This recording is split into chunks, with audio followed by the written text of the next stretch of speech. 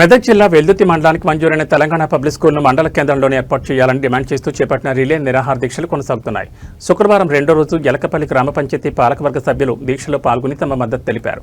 ఈ సందర్భంగా వారు మాట్లాడుతూ మండల కేంద్రంలో తెలంగాణ పబ్లిక్ స్కూల్ ఏర్పాటు చేస్తే వెల్దుర్తి మండలంలోని విద్యార్థులకు ఎంతో ప్రయోజనం కలుగుతుందని అన్నారు. పాఠశాలను ఇతర ప్రాంతాలకు తరలిస్తే విద్యార్థులు తల్లిదండ్రులు ఇబ్బందులు ఎదుర్కోవాల్సి వస్తుందని పేర్కొన్నారు. మండల కేంద్రంలోనే పాఠశాలను ఏర్పాటు చేసి విద్యార్థులకు నాణ్యమైన విద్య అందుబాటులోకి తీసుకురావాలని వారు ప్రభుత్వాన్ని డిమాండ్ చేశారు. తమ డిమాండ్ నెరవేరే వరకు రిలే నిరాహార దీక్షలను కొనసాగిస్తామని స్పష్టం చేశారు. తెలంగాణ పబ్లిక్ స్కూల్ వెల్దుర్తిలో నిర్మించాలని మా ఎలకపల్లి గ్రామం నుండి గ్రామస్తులం అందరం కలిసి రెండవ రోజు నిరాహార దీక్షలో పాల్గొనడం జరిగింది.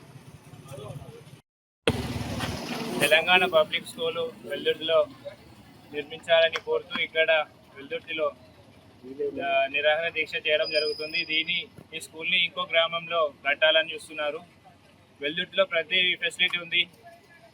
మీ సేవలు కానీ, మండల్ కానీ, హాస్పిటల్ కానీ, రోడ్స్ కానీ, రవాణా శాఖ కానీ ప్రతి ఒక్కటి వెల్దుర్తిలో అందుబాటులో ఉంది. కాబట్టి మరి అలాగే వెల్దుర్తిలో ఇప్పుడు పక్కన 15 గ్రామాలు ఉన్నాయి.